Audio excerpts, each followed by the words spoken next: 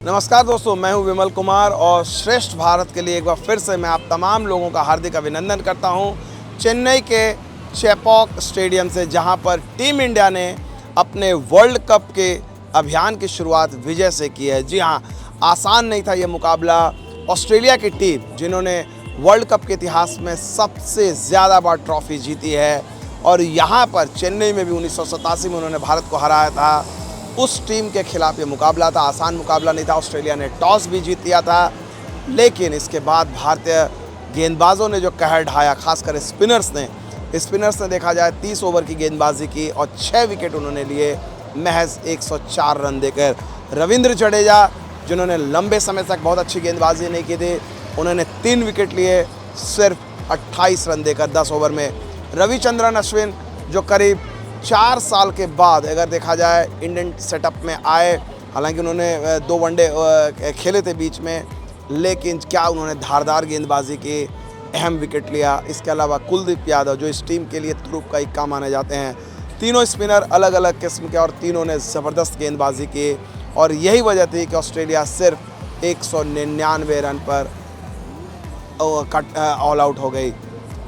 Team India के गेंदबाजों ने दरअसल जिस तरह की गेंदबाजी की, ऐसा लगा कि भारत के लिए जीत की राह बेहद आसान होगी, औपचारिकता होगी, लेकिन यही ऑस्ट्रेलियाई टीम की खासियत है। जुझारू टीम है, वो कभी भी बुरी से बुरी स्थिति में भी वो अपने हौसले को पस्त नहीं होने देती है और यही वजह था कि पहली बार भारतीय क्रिकेट के इतिहास में पहली बार ऐसा हुआ कि टॉप ऑर्डर के 3 बल्लेबाज बिना खाता खोले वापस लौटे।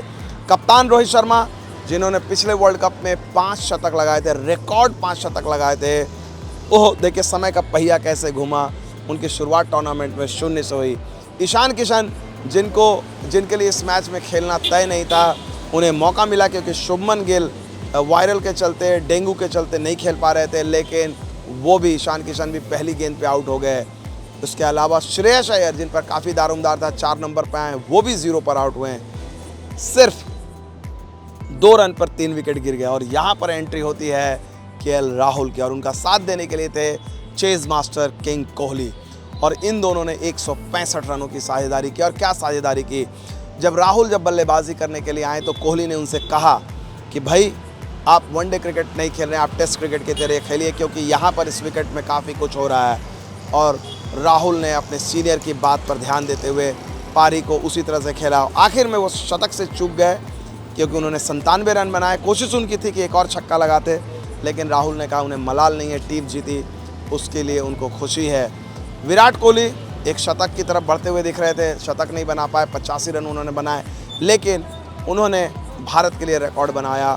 आईसीसी टूर्नामेंट्स में यानी champions trophy, one day world cup और T20 वर्ल्ड कप, इन तीनों टूर्नामेंट के जोड़े जो सबसे अहम टूर्नामेंट होते हैं, उसके इतिहास में सबसे ज़्यादा रन बनाने वाले बल्लेबाज हो गए हैं। इससे पहले ये रिकॉर्ड सचिन तेंदुलकर के नाम था।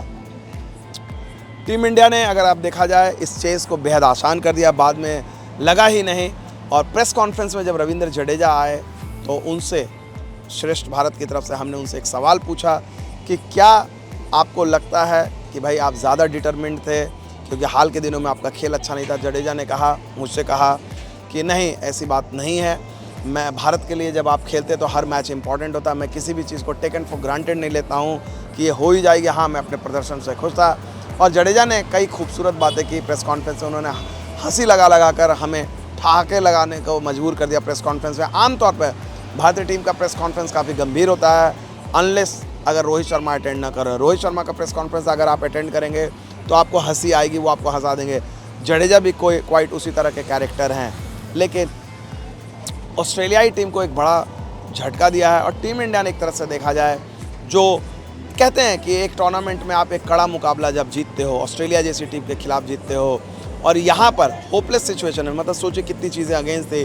शुभमन गिल जिन्होंने इस साल भारत के लिए सबसे ज़्यादा रन बनाए थे, वो मैच से पहले उपलब्ध ही नहीं थे क्योंकि वो बीमार हो गए थे। उसके अलावा टॉप ऑर्डर इतनी बुरी तरह से नाकाम हो, इसके बावजूद भी भारत ने चेस बेहद आसानी से किया। ये दिखाता है कि इंडियन टीम का डेप्थ कितना। और यही सवाल मैंने ऑस्ट्रेलिया के गेंदबाज जॉश हेजलवुड से किया। मैंने कहा कि भाई इसमें गिल नहीं खेल रहे थे और उसके बावजूद टॉप ऑर्डर इतना ख़राब खेला, उसके बावजूद भारत ने इतनी आसानी से जीता, आपका क्या कहना है? हेजलवुड का कहना था कि जिस टीम में सूर्य कुमार यादव को प्लेइंग 11 में जगह नहीं मिलती है, उस टीम की बल्लेबाजी के डेप्थ के बारे में क्या कहा जाए। उन्होंने सैल्यूट ठोका विराट कोहली और केएल राहुल को। तो सैल्यूट है टीम इंडिया को, जिन्होंने टूर्नामेंट में इतनी शानदार जीत हासिल की। अब चेन्नई से मुकाबला दिल्ली में पहुंचेगा और आप सभी लोगों से दिल्ली में मुलाकात होगी। बहुत बहुत शुक्रिया। चेन्नई से मेरे साथ इतना ही। श्रेष्ठ भारत पर खबरों से जुड़े रहने के लिए चैनल को सब्सक्राइब करें, बेल आइकन दबाएं और देखते रहें श्रेष्ठ भारत।